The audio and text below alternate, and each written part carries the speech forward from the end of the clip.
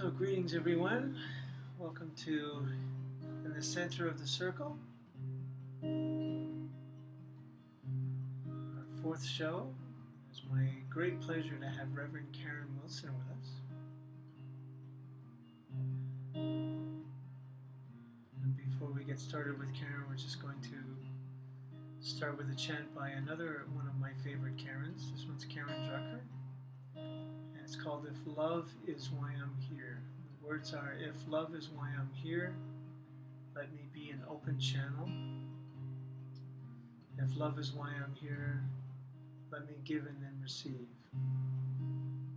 And then another section where we just sing give and receive. If love is why I'm here, let me be an open channel. If love is why I'm here, let me give and then receive. If love is why I'm here, let me be an open channel. If love is why I'm here, let me give and then receive. Give and receive. Give and receive. Give and receive. If love is why we're here, let us be an open channel. If love is why we're here, let us give and then receive. If love is why we're here, let us be an open channel. If love is why we're here, let us give and then receive. Give and receive. Give and receive.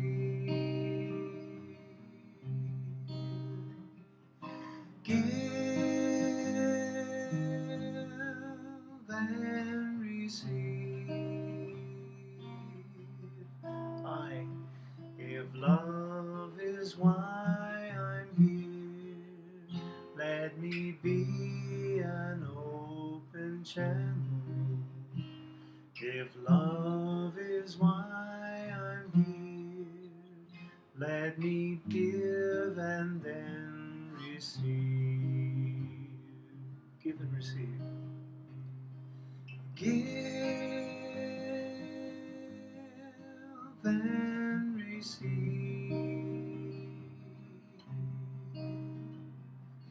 Give and receive. If love is why I'm here, let me be an open channel. If love is why I'm here, let me give and then receive. That line again. Let me give and then receive. Let me give and then receive. Last line. Let me give and then receive.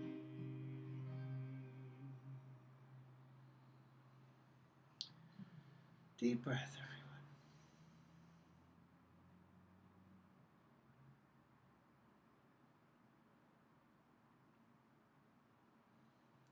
As I'm fond of saying, the space after the chant is just as important as the chant itself. It gives us an opportunity to to just breathe in the energy we've helped to create. So, get us on the same page. Now, I just want to stand up for a second, have a look at the screen. Thank you, Meryl. And I guess that's Swami Jana. Thank you, gals, for being here with us. Okay, it is my great pleasure to introduce a new pal, Reverend Karin Wilson. So, the way that I know Karin is one of the Centers for Spiritual Living in the Vancouver area is CSL White Rock. And the minister at CSL White Rock is a very dear friend of mine named Terry Shea. And one particular Sunday, I discovered that Karin and Terry were good friends. And I offered to go and perform at Karin's Center. And in the process of doing that, we got to know each other a little bit better. And I thought after speaking with her the Sunday that I served her, and once the idea for the show came up, I thought that Karin would be a perfect guest. And in talking to her about all this in the last couple of days, I was bang on the money.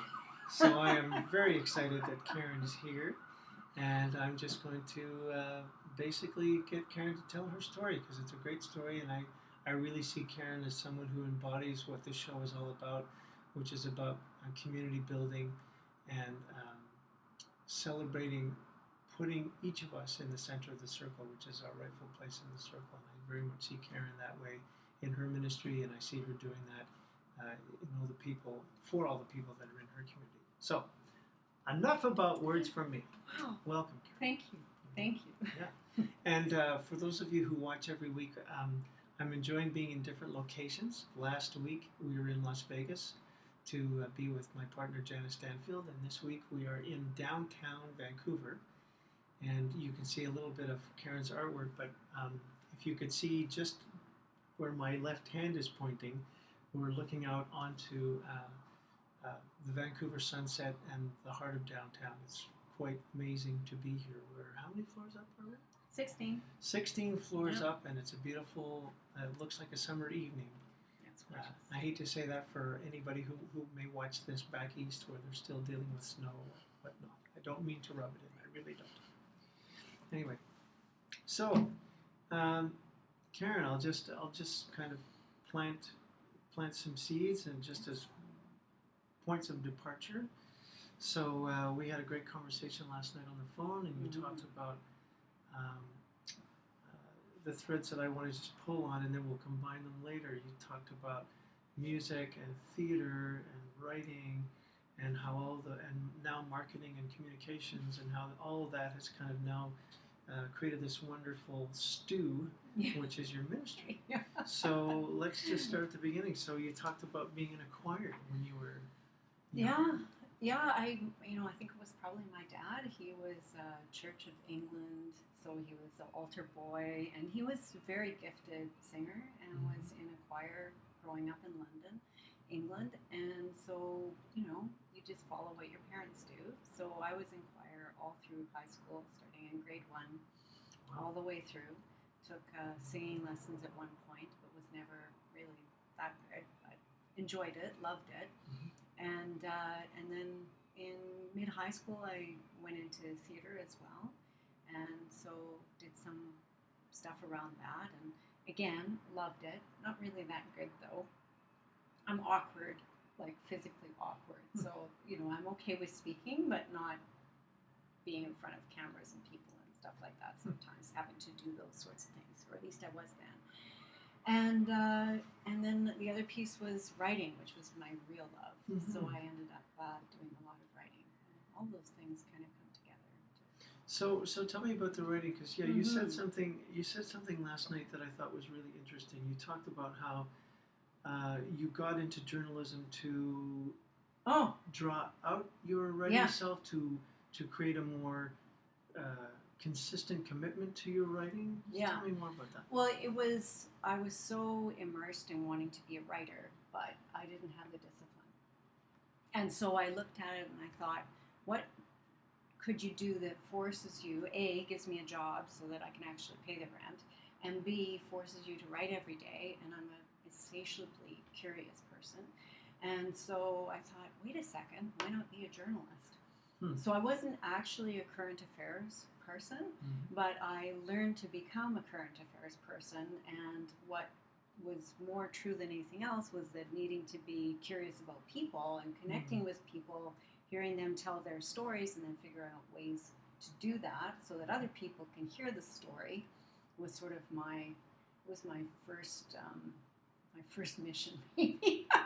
So and a lot of it was wanting to be an advocate on behalf of people who didn't have a voice for themselves and trying to figure out a way to get their voice heard.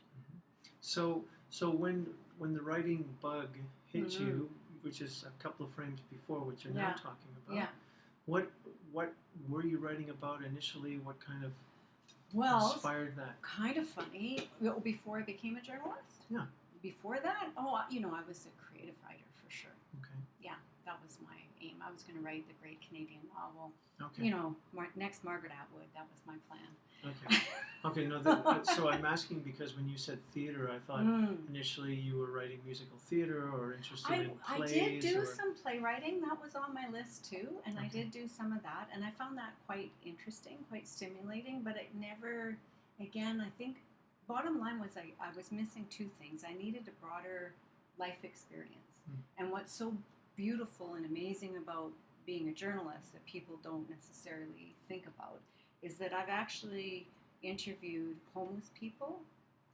I've interviewed, people who are running to be the next prime minister. Wow.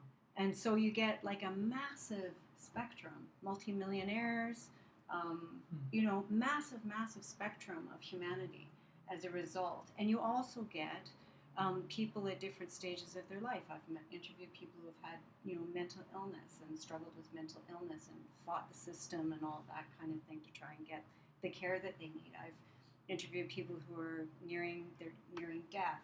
I've interviewed people that are dealing with tragedy, and I've been in courtrooms. I've talked to police officers, all those kinds of things. So you get a very deep and rich experience of what life is like just because you get access to people that normally, frankly, I wouldn't have access to. It's a great calling card. So once all that happened, did you then return to creative writing, or was it kind of the creative writing is where you began, and then this just kind of expanded, and you just kind of kept moving, not back to the creative writing, but forward into the next piece? Yeah, I think it was more of a forward movement. I mean, I think my creativity morphed. Okay. So I quite early on, I had a column. And usually it was a political, social justice kind of column. And so I channeled my creativity that way. For a period of time, I wrote a satirical column, which was just kind of fun. And so I would use journalism as a format in order to be able to expand my creativity, but I very seldom went into true creative writing. And then later on, I sort of moved more towards what they now call creative nonfiction, which is kind of a page out of 1970s, mostly 1970s. Truman Capote kind of started all that new journalism, that kind of thing. So it's a more creative form. And so if I was sitting in a courtroom, for instance, I would have the facts of the court case that would be happening, but at the same time, I'm paying attention to the book that he has or she has that's sitting next to him, and I want to find out what the name of that book is because that gives me insight into who that person is, right? So I'm pulling those pieces in as well as the factual stuff that's happening. Okay, so music, theater, writing, journalism. Yeah. Then what? Then what? Where did you go next? Where did I go next? Well, they sort of dovetailed, really. I mean, my spirituality came quite young, like around age 7. And I think that it was just part of who I was. I just, I can actually remember a first day when I started to see the world in a different kind of way. And it was a leaf, and it must have been fall, or it was sunny. Fall, could have been spring. But I could see the veins of the leaf, and I thought to myself, this looks a lot like my hand. And I started to see that there was this divine connection between things. And I remember having an argument with a girlfriend of mine about, whether we believe, we were in grade 2, whether we believed in Jesus or God. And I think I was on the Jesus side because he was a historical individual. My parents were atheists and agnostics. And, she was on the God side, and she actually went to church, so she obviously had more authority than I did. And we had this grade 2 discussion about God and Jesus and where they fit in. So this was just something that I just kept being gravitated towards. And then, because I lived and grew up in Vancouver, I ended up meeting a lot of people from different spiritual backgrounds. And so I was always invited into their homes and met people who were Hindu, met people who were Muslim, met people who were Sikh, met people who were evangelical Christian. I had a girlfriend whose mother worked for the Jewish community, and so there was, a connection there as well. Mm-hmm. And I was just intrigued by all of it. And so when I, kind of going backwards, but when I was in journalism, prior to that I was in sociology and anthropology in university and studied religion. Mm-hmm. So there was that part of me that morphed over and over again towards the spiritual and the philosophical, and so my writing kind of moved in that direction as well. Okay, I'm going to keep on. asking you.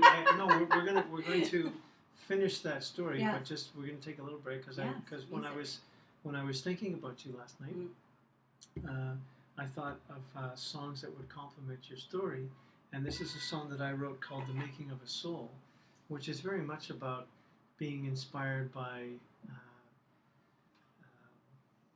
everything and anything on the path. And so that's what I hear when I was hearing your story. I thought I really loved hearing about these different threads that initially seemed to be disparate, had no connection, and of course everything morphs and becomes the tapestry that is your life, and which is what you bring to your ministry now. So I think this is a song that really kind of speaks to that. So it's called "The Making of a Soul," and there's a chorus in it which is something that I would like you all to sing on, should you so desire. It's called "The Making of a Soul," and the chorus goes like this: The making of a soul, the making of a soul, I'm busy with the making of a soul. So, as soon as you get comfortable singing that, please join in. The making of a soul, the making of a soul, I'm busy with the making of a soul. I've come as a magician and an ordinary man to make a contribution and be part of the plan. There is no destination, the journey is a goal. I'm busy with the making of a soul. Whoa, whoa, I'm busy with the making of a soul. And part of me's an artist, and part of me's a fool. I have no map to guide me, there is no book of rules. The only thing that's certain is joy will lead me home. I'm busy with the making of a soul. Whoa, whoa, busy with the making of a soul. Here's the chorus, everybody. The making of a soul, the making of a soul, I'm busy with the making of a soul. Let's do it one more time. The making of a soul, the making of a soul, I'm busy with the making of a soul. Lurking in my shadow are things I must reclaim. I call them out into the light and give each one a name. 'Cause everyone's a mirror that helps to make me whole. I'm busy with the making of a soul. Whoa, whoa, busy with the making of a soul. Chorus one more time. The making of a soul, the making of a soul, I'm busy with the making of a soul. One more time. The making of a soul. The making of a soul. I'm busy with the making of a soul. I'm part of God unfolding. I trust and fully give. All that really matters is that while I live. My gifts are what is needed. The universe is home.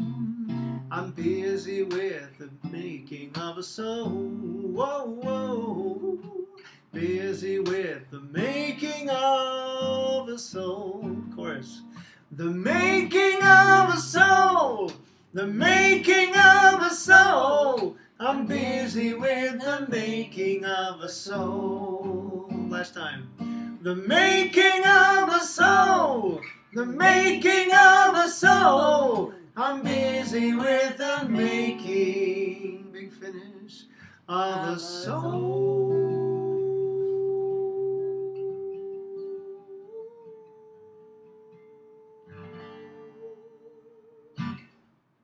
Making of a soul. Wow. Great singing, Karin. Here we are on episode number 4 of In the Center of the Circle, and my guest tonight is the lovely, talented, and highly motivated and very interesting Reverend Karin Wilson, who I haven't mentioned your No, you center haven't. yet. Not yet. Center for Spiritual Living, Yale Town. So Yale Town, for people who don't live in Vancouver, is part of downtown. Yeah, downtown. It's next door to the West End. Right. And the Yeah. West End is? Is, right next door to Stanley Park. Right. Which is So, like the best place on yeah. earth. Stanley Park, I think, has been voted like the best. It's definitely considered the park in Canada. It's absolutely gorgeous. For those of you who have never been to Vancouver, it's normally the first thing that people do when they come here is go for a stroll around Stanley Park. So we're very close to that where we are right now. So, okay, so when we left our heroine, she was. You were talking about Right. writing and journalism and kind of all the different experiences that journalism offered you, and the different kinds of people, many different from many different walks of life. And so, what then happened? What was the piece after journalism? What claimed you next? Well, I was explaining how I had this sort of spiritual thread that ran through everything. So, what happened was I was on a spiritual path. I perceived myself to be on a strong spiritual path. And then I got frustrated. I couldn't figure out what I was. I had, when I was in high school, went to Evangelical Lutheran Church, actually became a Catholic when I was 19. Ooh. Yeah, and still, subscribe to some of those beliefs. I can say that because I'm a You're Reformed okay. Catholic. You're okay with that. I'm still in recovery. And then I went to the spiritualist church. Then I looked at Taoism, and then eventually I just sort of thought, you know what? I cannot figure out how to operate a spiritual life the way I see it and function in our society. I just could not figure out how those two worlds could meet. Even though I knew that it was sort of, your thought plus your feeling creates your reality, my reality wasn't looking very good at that time. And I thought, I need to take charge of this, and I don't know what that's doing, but it doesn't seem to be working for me. I'm spinning my wheels. So I gave it all up for journalism. But then I hit a personal crisis, I guess. It was shortly after my child was born. And which I think is not uncommon. Things change a lot when you have a child. And so I started looking again, and a girlfriend of mine said, there's this place called the Center for Spiritual Living in Kelowna. Maybe you should go check that out. And I didn't know a soul, didn't know anything about it. And I went one day and cried through the entire service. Went the second time, cried through the entire service. Third time, cried through the entire service. I'm sensing a pattern. Yes, until somebody came up to me and said, can I help you? Are you okay? And I was just so happy. I felt like I was at home. So that was the launch, and I haven't left that teaching since, and ended up becoming a minister and decided to start my own center. Small footnote for the non-Canadians in the crowd. Kelowna is 4 hours? Yeah, about 3.5, 4 hours. 3.5, 4 hours away from Vancouver. It's in what's it's called the BC Interior. It's a beautiful drive from here to there. But yeah, about 4 hours away from Vancouver. They call it Napa North. Napa North. Yeah, that's right. It's Because wine it's full country. Of, yeah, okay. Wine country. So when was that? How long ago was that? When Which you part? had the ship when I first showed up in first, Pride. yes. Yeah, that would have been about 1998. Okay. Yeah. All right. Yeah. So then, what were the steps that happened after that got you to becoming a minister yourself? It was a long process. I took a lot of classes through Centers for Spiritual Living, and then eventually decided to become a practitioner, which means you're essentially a spiritual counselor. You learn how to provide people with spiritual guidance through thinking and understanding affirmative prayer. And so you learn all about that. And as with any kind of counseling program, you cannot dream of talking to anybody else about counseling if you don't do it yourself. So it's incredibly rigorous and kind of tears you apart, but in the most gentle, loving, positive, and empowering way that could possibly be imagined. And so the thinking is that you don't create ministers overnight. You can't just go to school for 8 months and bingo, you're a minister and pay your fees and off you go. So the teaching is more around development of consciousness and understanding how things are interconnected. And so it took, I think, between those classes and then there was a bit of a delay before I could take my ministerial studies. And so it took a few years to get that done. And then I served as a staff minister at the Kelowna Center from 2008 until I moved here in 2014 and then started up my center here. And did you know, was it your intention from the time you started in 2008? Because I know that there are many practitioners who don't go the final lap. Yeah. So were you clear from the time you started that you did want to become a minister, or? Yeah, I mean, there is that difference. I had a hard time with the practitioner part. That was difficult, and I went into ministerial studies thinking, I'm not going to become a minister. Are you kidding me? But by the time I did my business plan, they make you do all of these important things because it is a business as well as everything else. So visioning and all the rest of that. I actually stated I wanted a center, and it was going to be in one of two places. It was either going to be here in Vancouver, or my other place that I thought about was Montreal. As I felt, even though I don't speak French, I felt my background is European, or my family background is European, and so I had sort of a feeling that I would be connected there as well. So Vancouver won. Vancouver won? Interesting. Did you know I'm from Montreal? No, I did not know that. Oh, More for us to talk about.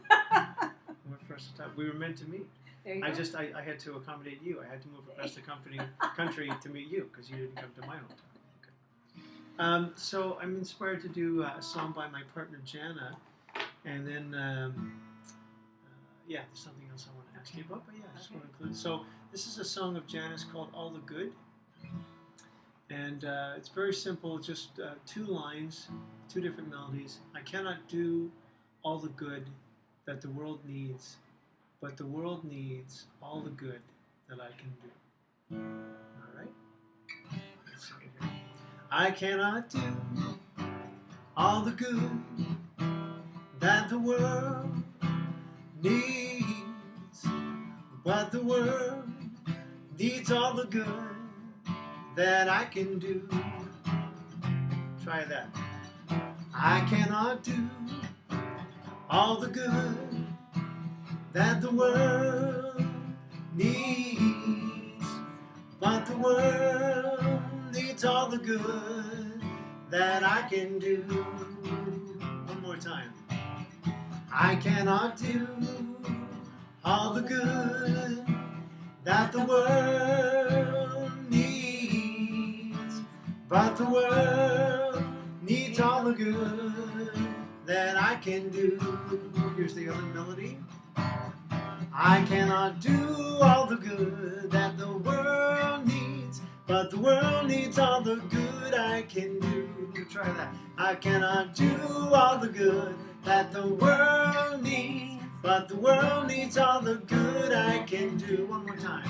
I cannot do all the good that the world needs, but the world needs all the good I can do. First melody. I cannot do all the good that the world needs, but the world needs all the good that I can do. Let's do the other melody. I cannot do all the good that the world needs, but the world needs all the good I can do. I cannot do all the good that the world needs, but the world needs all the good I can do. First melody. I cannot do all the good that the world needs, but the world needs all the good that I can do. One more time on that melody.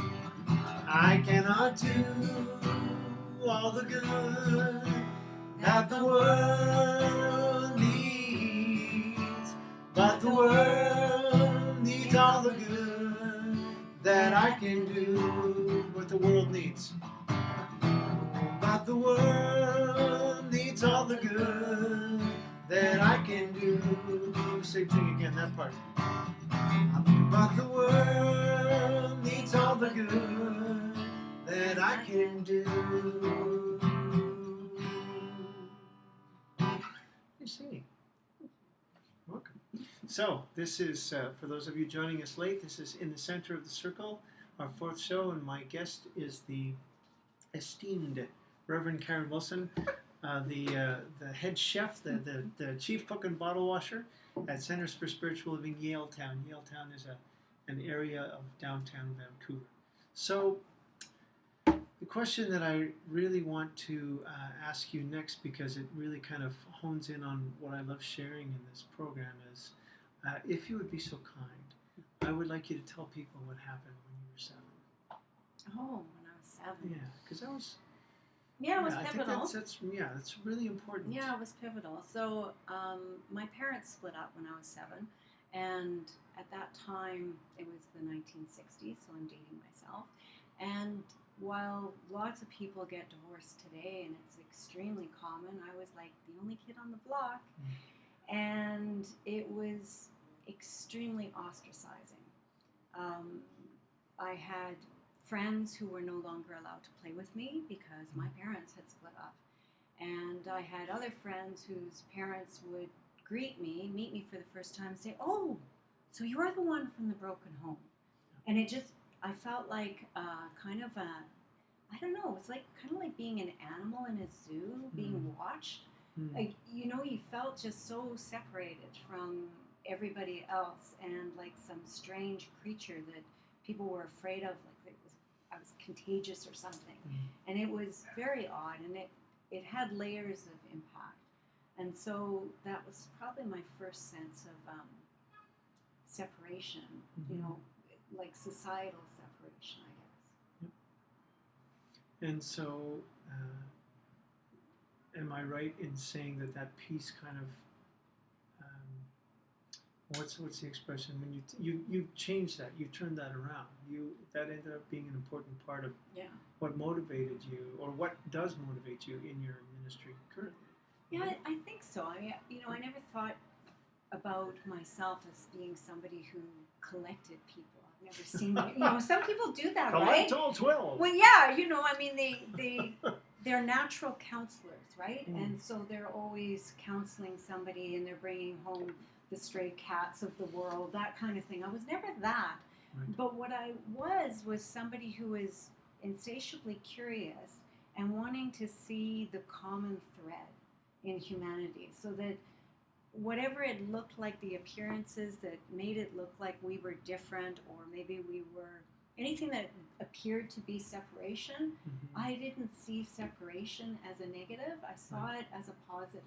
So that whole theme of diversity is huge for me. And what I noticed in the spiritual traditions that I had experienced, perhaps with, you know, as I've gotten to know all of them, I see them much differently. But in my younger years, they all seem to be requiring a cookie cutter approach Mm. to who we were. Mhm. And I thought that that stripped us down from the beautiful expression of each of us and our unique abilities to be who we are. And so we're molded by our tragedies sometimes, and we're molded by our gifts, and we're molded by so many things. So to sort of say that's not important takes away the actual nature of who we truly are. Mhm. And so I wanted to celebrate that and take down those barriers as much as possible so that we have a kaleidoscope community, whatever that happens to look like. And so far, even though our community is still very small, we only started in December, so we're baby. We're pretty diverse. Yeah. So we're very diverse. Tell me what is the breakdown? Tell us more about your community. Who makes up your community? It was really even with our board of directors. Our board of directors range in age from 19 up to 60. Mm-hmm. That's in seven people. So 19 to 60. They come from a wide range. We've got somebody who is Ukrainian Japanese descent. We have somebody who is Hindu, and these are all first generation, I think, mostly first generation, maybe second generation, North American. Someone who's Hindu descent, I believe, and then your typical North American white person as well, and multi-generational Canadian. My background is Danish English, so we're racially mixed from that standpoint. We have men, we have women, we have diversity from the point of view of sexual orientation, and that's a huge part of the West End, and it was part of when I lived in the West End. It was a big part of my experience, and so the LGBT community is a big part of who I feel connected to, and I'm a member of that community myself. Mm-hmm. And so I feel it's really important, and I also feel the LGBT community for me is even more important spiritually because they were disenfranchised by so many spiritual traditions. And so spirituality comes in all forms, and to sort of say you cannot be a spiritual person because of your sexuality doesn't make any sense to me. Mm-hmm. So having a place to sort of be able to safely reclaim who you are and still be okay with who you are and reclaim your sexuality is a huge issue for me and a huge value, I guess.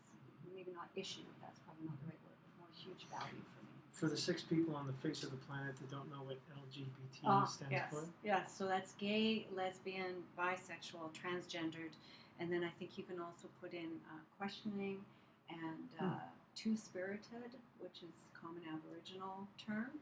Two-spirited? Yeah, so within the Aboriginal community, they talk about being two-spirited, and then there's polymorph. So it's like the acronym's gotten very long. Right. So I just shortened it, but I included all. Okay. Yeah. So how did you draw people to your community? What was your process? Part of it was Reverend Terry in White Rock was just spectacular. I showed up there in the early stage of opening up my center. I hadn't opened it yet, and so I had moved here and didn't want to not have a spiritual community, so I went to White Rock, and so that would have been a year ago in April, and told him what was happening, and I'd never met him before. I met him, right, just, hi, I'm like this reverend, I'm thinking about opening up a center, and he and I met for coffee and just hit it off like fantastic. It was so wonderful, and so he sort of kind of adopted me, like kind of embraced me, and so I would show up, and pretty much every week he would just let people know, by the way, she's doing this, and it was beautiful because it's a good hour long, today for you, hour 20 minutes drive from where I am to where he is.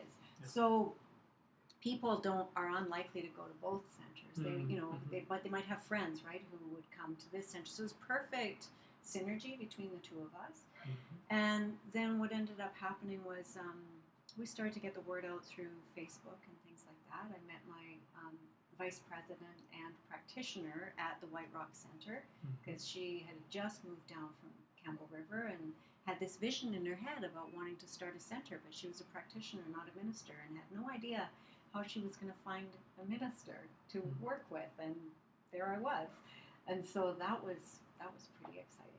And so it just sort of started to grow from there. And then there was another center, the Center for Spiritual Living Vancouver. They were in a state of flux as I was starting up, and so some of their members decided that they wanted to be part of my center, and they've now gone through their transition, which is a bit of a, for me, kind of a loss, because they've been here since the late 60s, and you know, it's sort of hard, but these things happen sometimes, and there's an opportunity for new growth for those who choose to be part of this. So there's been some of that as well. Another thing that you mentioned last night that I thought was really interesting was just recently you've reached out to people via Meetup. Yes. And you were very surprised at the response. Yeah, it's been amazing. Yeah, so you do the usual social media. That's the way you get the word out these days. And so Facebook, Twitter, I have a newsletter, those kinds of things. And then someone said to me, "You should try this Meetup. It's really interesting, and people might be, quite interested in taking part or showing up." And every week, and we've only been up for 3 weeks, I think, we've had people coming. Last week, I think there were 6 people that came from Meetup. And interestingly, they were all younger people, I would say mostly under 30. And the diversity as well, like we've had a couple of services where it was just women. And now it's almost 50% men and women. So it's filtering through all ages, and it's really neat because we're all connected. Right? Now, you're going to love this. Tell everybody where you meet. Check this out. This is so much fun. We meet at the Cinematheque Movie Theater. They are a non-profit movie house that shows art movies, basically. So Ingmar Bergman and new things and wacky kids shows from, I think Pee Wee Herman was playing last week. So they're a non-profit society. We approached them about being there on Sunday mornings. They don't do many movies on Sunday mornings. And they had never done anything like this before and was looking for somebody to partner with and thought, this is perfect. You are exactly our constituency. Wow. So our first advertising actually showed up in their calendar. Wow. Yeah. Nice. So they're wonderful. So yeah, it's a real movie house. And so eventually we'll start showing movies, but for now that's not happening. So I've performed there once so far, and it was just, my big joke was, so now I'm finally in the movies. But That's right. it's such a comfortable space. Yeah. The seating is lovely. And you can bring your coffee in. Yeah. Yeah, they let you bring your coffee in. It's my dog in the background if you hear any barking. Sorry about that. So I just want to take a minute. I'm just going to stand up and go have a look at the screen and see if anybody has any questions for Karin. And just see who's here and say hi. I can't scroll down. So, okay. Reverend Karin, thank you for being a voice and helping people find their voice. That's from my friend Meryl, who's in Colorado. Oh, thank you. My pleasure. And looks like Jana, my partner Jana has an assistant named Jana, who I call Swami Jana, just to make sure we differentiate the two of them. Saying that it's just looking and sounding good. Okay. What did I want to do next? Okay, actually, while I'm thinking of it, let's mention your website, cslyaletown.org. Okay, Yeah. that's CSLYALETOWN.org. If you'd like to find out more about Karin's ministry and what's next. Talk about the next 6 months, year. What are your visions for your center? Yeah. Well, we have, we're doing our first book study this month, coming up at the end of the month, on The Untethered Soul by Michael Singer, which is a brilliant, brilliant book. I've now read it 7 times, 8 times, something like that. Every time I read it, I get something else out of it. And so we're going to be doing that. And then I have a big event happening in late May because I am being ordained. Yes. Excellent. Yeah. So I've started a new center, and I'm being installed as a minister of a new center, and I'm being ordained. These things don't often happen all at the same time. Okay. So that weekend, the spiritual leader of our organization, Dr. Ken Gordon, Yes. who happens to be from Kelowna, he'll be performing the ceremony, and then on the Sunday he'll be giving a talk. And he has never given a talk in Kelowna before, or in Vancouver before, except for at the convention. Okay. So this will be his first center-based talk in Vancouver, so I'm very excited about that. And then I'll probably take a bit of a hiatus of some kind, not really a hiatus, but we won't be holding any additional events other than Sunday service until September. And then in September we'll start working on holding classes, probably doing our first year foundational classes. So when is your ordination? 22nd of May. 22nd of May. Mm-hmm. All right. Okay. Yeah. Yeah. We will all hold you in our consciousness. Thank May you. 22nd. Thank you. Thank you. And just one little note for those of you who, there's a comment you just made. CSL, Centers for Spiritual Living, has 2 annual conventions. One that, I don't know if they're doing the summer one. No. Anyway, okay. There were 2 happening every year, one in the summer and the other in usually February. And so there was one, the 2014 convention was in Vancouver. Yeah. It moves to a different city every year, and in 2014 it was in Vancouver. So,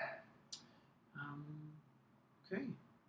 Is there anything else that you want to share, say, feel moved to? I think first I just want to say dogs are God too. Suki's my little god. She keeps me happy. The other piece that was really pivotal to me that happened as I was becoming into getting this center started was that I was nervous about it. I was anxious about it. It's a big thing. And I had it going on in my head for a very long time. And trying to bring a dream into reality and give birth to that is a very frightening and challenging experience. So I had this thing in my head for a very, very long time that I wanted to go to Haida Gwaii. And Haida Gwaii is a series of islands that are up on the northern coast of British Columbia where the Haida people live. Yeah. And the Haida people are among the most evolved artistic community within our First Nations in Canada. And they also have, I didn't realize this until I went there, but the Haida also have people in Alaska. I didn't know that. They're also Haida. So I decided it was sort of like my pilgrimage. So I took myself to Haida Gwaii. And it's a small, there's only 700 Haida people that actually live on the island. And there's a total of 3,000 people that live on it. It's really an archipelago. So you may or may not meet somebody who's a Haida. And I ended up having the most miraculous experience. And the bottom line was I ended up being taken in by a Haida family for 5 days. And they took me food sourcing, they took me fishing, they took me to the local museum where the woman that I met, Joan Bennett, she was able to point out to me all the artwork and museum pieces that belonged to her family. It was a personal tour of her heritage. And then she was an artist herself, a textile artist, very gifted. And so she ended up making me a Haida vest. And so I'll be wearing that for my ordination. Beautiful. And she and John were just unbelievable. And it was my first foray out to sort of say I'm a minister. And that's what I did when I went there. I said, I'm a minister. And it was the first time that I wasn't paying attention to my other job. You know, I wasn't saying I'm a marketing and communications specialist or, you know, I'm a journalist. It was strictly, and by the way, I do the spiritual thing on the side. This is my first time saying this is what I do. I might do other stuff, but that's on the side. This is my priority. And I felt welcomed. I felt accepted. I felt at peace with myself. And the weirdest, most beautiful thing was that they were such a gift to me, like an enormous gift to me. And all the time they were saying to me how I was a gift to them. And so it was this beautiful circle, right? And neither one of us, I mean, literally, I walked down a street, a white truck pulled up, said, "Can I help you?" I said, "I'm looking for the totem poles." And that was John. And he said, "Why don't you just get in the truck?" I don't hitchhike. I never really did. "Get in the truck. I'll take you there."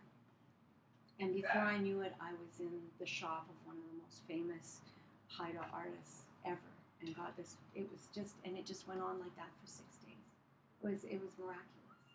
And so I came back feeling like, you know what, this is okay. I will. I have to do this. I have to do this. And whatever happens is whatever happens. And the whole thing has just been the most amazing experience. Yeah. So, I have a strong sense that there will be people that will see this either now or in the recording that we're making, that will be moved, will be inspired by you, will be touched somehow by you. Would you be willing to share your email address? Are there ways that people sure. can reach out to you? People who are part of the LGBT. I never know what order to say those letters in. I don't think it matters. Okay. They're not picky. We're not picky. Who are part of that community or other communities, or who want to learn more about New Thought or whatever. Are there ways that they can connect with you? Is your email address on the email website? Is on the website, Okay. So it's Rev Karin, REVKARIN, @telus.net. Okay. And if you don't remember that and can't understand what I'm saying, it is on the website as well. Okay. And there's also a newsletter sign up on the website, so if you want to kind of check out what I actually say on a weekly basis, a little taste, it kind of helps. You can do that too. And this is just what I love. And it's transformed my life. I was a very unhappy person, and that's just not true anymore. Well, and I love that. I love that in doing something to satisfy yourself, you are now, you found something that satisfied you, and now it's a win-win situation. You are now satisfying something in others as you draw people to you in this downtown core, from various walks of life and whatever different groups, age-wise, sexuality-wise, whatever. So, we're all one. We are indeed all one. Yeah. I'm just going to see if we have a comment or two that would like. No more comments. All right. So I would like to thank everybody for tuning in. You have been watching show number 4 of In the Center of the Circle. We have been celebrating Reverend Karin Wilson, who is a minister here in Vancouver. Her ministry is CSL Yaletown, and again, for those of you who didn't catch the website, it's cslyaletown.org. That's CSLYALETOWN.org. And you can also reach Reverend Karin on that website. Her email address is there, and she'd be happy to hear from you and serve you in whatever way she can. Thank you, Nathan. You're very welcome. Thank you. You're very welcome. So I'd like to take us out, as is my custom, with a chant that I wrote. This is called Metta. Metta is in the Buddhist tradition means loving, unconditional love, I guess, loosely translated. So this has 6 verses. It always sounds intimidating. 6 lines that we sing in first, second, and third person. And the melody is really simple. I'll just sing it for you once, so you'll hear it. Da da da da da da da da da da da da da da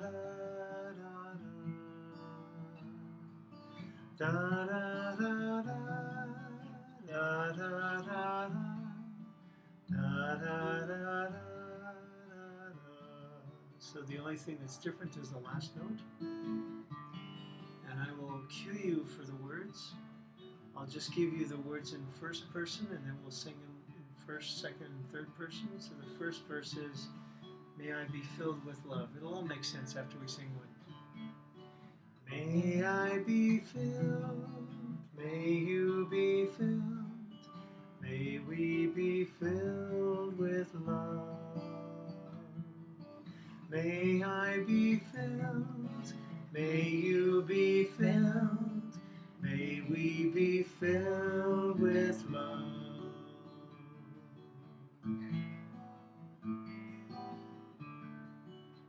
Next one. I'm having a memory blank.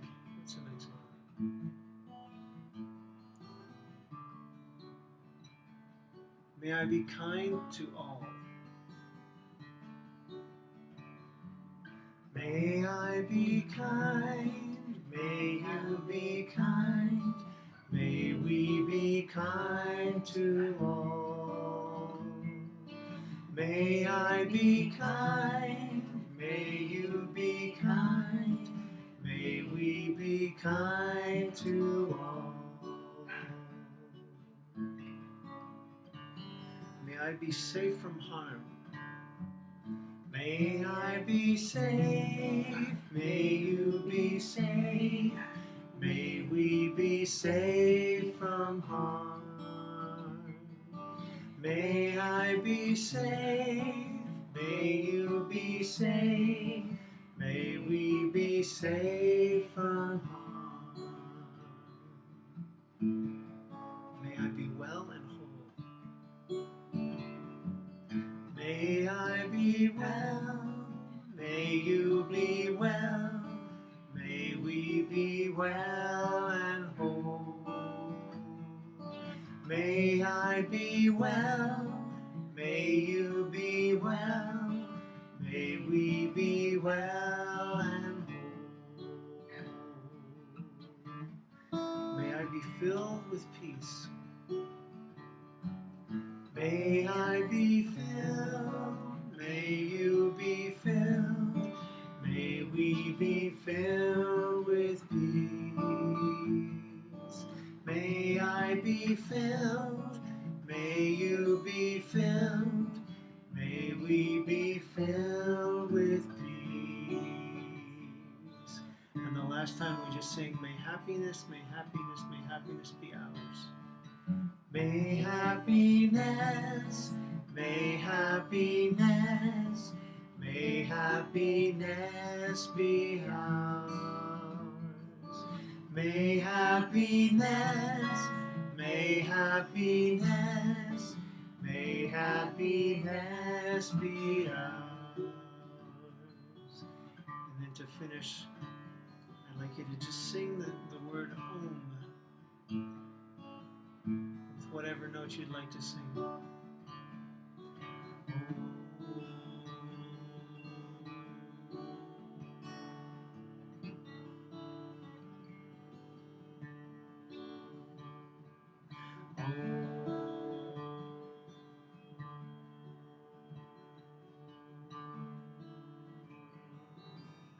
Breathe where you want to.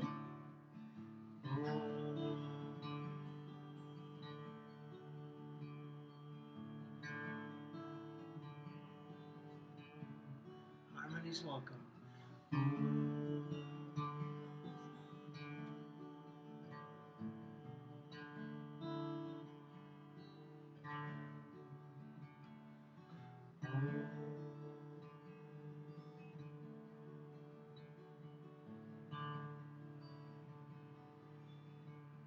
Last time.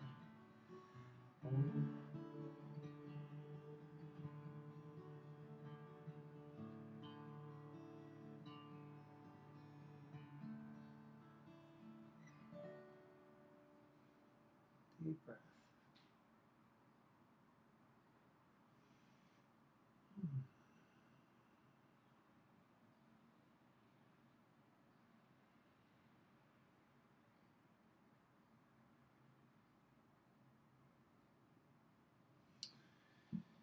Thank you very much, everybody. You've been watching In the Center of the Circle, show number 4 with our guest, Reverend Karin Wilson. And as of tomorrow, there will be a recording available of this show. If you would like to watch it, just send me an email at nathanaswell@me.com. That's NathanAswell@me.com. Thanks very much for your time and attention. Love and blessings.